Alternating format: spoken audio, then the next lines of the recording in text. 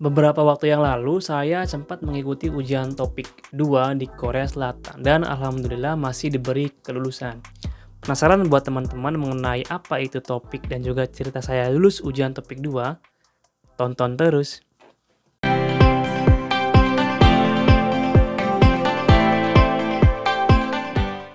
Assalamualaikum warahmatullahi wabarakatuh. Kembali lagi dengan saya Rudin dari channel Dermayu Korea, channel Ewong Dewe. Nah, jadi beberapa waktu yang lalu saya sempat mengikuti ujian topik 2 di Korea Selatan. Motivasi awalnya pengen ikut ujian topik 2 itu sebenarnya hanya untuk iseng saja dan pengen mengetahui seperti apa bentuk soalnya, apakah sama dengan soal-soal IPS topik yang ada di Indonesia ya teman-teman. Dan setelah saya coba ternyata topik 2 itu lumayan susah dan memang harus diperlukan persiapan yang benar-benar matang.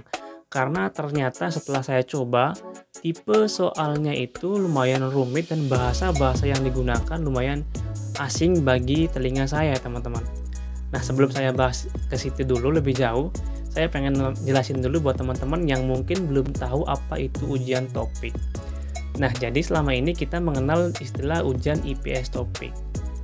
Sebenarnya ada juga ujian topik. Jadi kalau IPS topik itu karena dia ada IPS-nya, Employment Permit System atau sistem izin kerja. Jadi ujian bahasa Korea untuk mereka yang ingin kerja ke Korea Selatan. Makanya di soal-soalnya pun diselipkan mengenai alat-alat kerja dan juga pengenalan mengenai industri atau budaya-budaya kerja di Korea Selatan.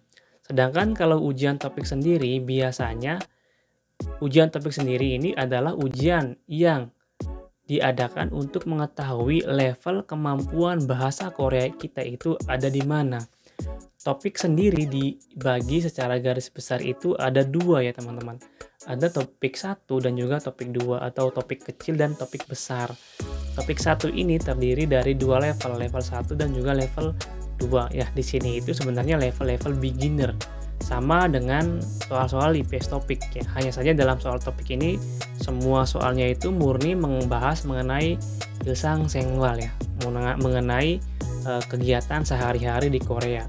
Sedangkan untuk topik 2 ini terdiri dari 4 level. Level 3, 4, 5, 6. Level 3 dan 4 itu intermediate. Level 5 dan 6 itu level advance. Atau yang biasa kita kenal di kalangan penggiat topik itu adalah master topik ya. Jadi kalau untuk 3, 4 itu masih kelas intermediate. Nah, saya ini ada di kelas intermediate. Waktu saya ikut ujian yang lalu itu sebenarnya poin saya itu kurang 14 poin saja untuk mencapai level 4. Nah, salahnya saya karena niat awalnya ini hanya pengen tahu kayak gimana sih ujian topik itu, seberapa susah, bentuk soalnya seperti apa. Setelah saya coba ya memang lumayan susah.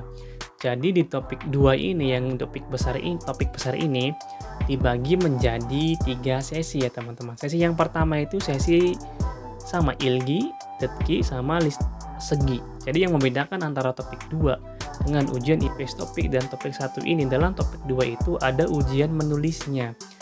Ada 4 soal ya teman-teman. Soal nomor 1 dan nomor 2 itu soal bingkai. Jadi ada kalimat, terus ada bagian yang kosong itu kita isi. Bagian yang kosong itu menggunakan kalimat dalam bahasa Korea dan juga tata bahasa yang sesuai. Lalu ada soal nomor 53 di mana soal 53 ini adalah soal grafik atau bagan berisi informasi dan tugas kita itu menyalin informasi yang ada di situ dalam sebuah kertas sebanyak minimal itu 200 sampai 300 paragraf. Nah, salahnya saya karena tidak searching terlebih dahulu mengenai apa itu ujian topik. Salah saya itu ada di bagian segi.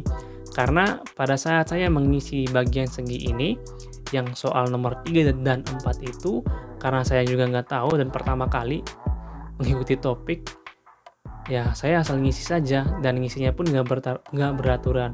Harusnya menulis huruf Koreanya itu harus rapi ya, biar terbaca di komputer. Nah, pada saat itu karena saya kurang searching, kurang riset, makanya saya asal ngisi saja. Jadi asal tulis Latin aja, makanya mungkin nggak kebaca.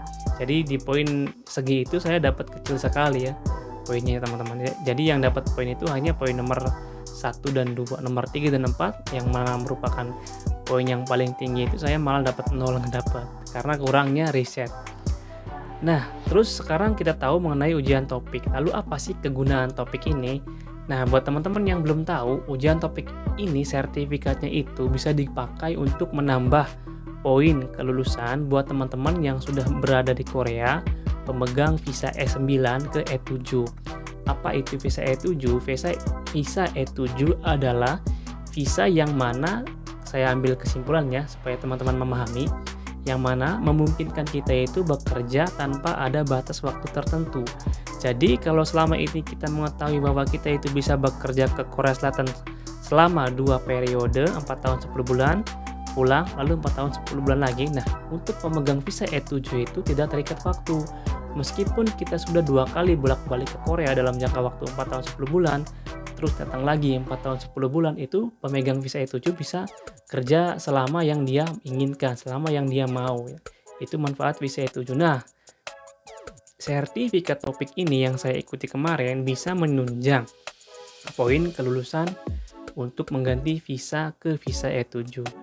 Selain itu, sertifikat topik yang 2 ini yang saya dapatkan ini bisa digunakan untuk teman-teman mahasiswa di Indonesia yang ingin mendapatkan beasiswa kuliah di universitas yang ada di Korea Selatan. Jadi buat teman-teman yang belum tahu, selain ada pekerja Indonesia di Korea, ada juga mahasiswi Indonesia yang belajar di universitas-universitas yang ada di Korea Selatan, dan jumlahnya pun lumayan banyak ya teman-teman. Nah, dalam hal ini, dalam untuk yang satu ini, saya memang belum paham mengenai bagaimana caranya, prosesnya juga saya belum mengerti. Tetapi yang saya tahu bahwa sertifikat topik itu bisa dipakai buat melamar beasiswa kuliah di universitas yang ada di Korea Selatan. Sebenarnya ada juga beberapa teman saya, kalau nggak salah yang sudah berkuliah di Korea Selatan dengan sertifikat ini, hanya saja karena mungkin jauh dan kontaknya juga nggak ada, jadi nggak sempat saya temui. Sebenarnya saya juga ada beberapa hal yang pengen saya tanyakan. Nah, ini dia penjelasan mengenai ujian topik ya. Jadi berbeda dengan ujian IPS topik, ujian topik adalah ujian untuk mengetahui di mana sih level kemampuan berbahasa Korea itu. Nah, terus apakah saya pengen ikut ujian topik lagi? Tentu saja iya. Karena dari hasil yang lalu itu bagi saya lumayan, sebenarnya masih puas lulus ujian topik ke level 3, tapi saya masih penasaran gimana kalau saya itu menyiapkan materi yang benar-benar cukup matang. Makanya saya ada rencana pengen meningkatkan level saya dari level 3 ke level 4. Atau mungkin syukur-syukur bisa dapat ke level 5 atau 6.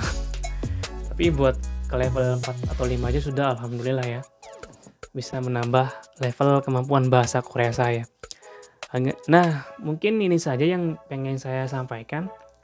Selama di Korea kita coba manfaatkan kesempatan kita ya teman-teman. Ya, oke, mungkin sampai sini dulu share saya mengenai pengalaman pribadi saya lulus ujian topik 2 di Korea Selatan ini.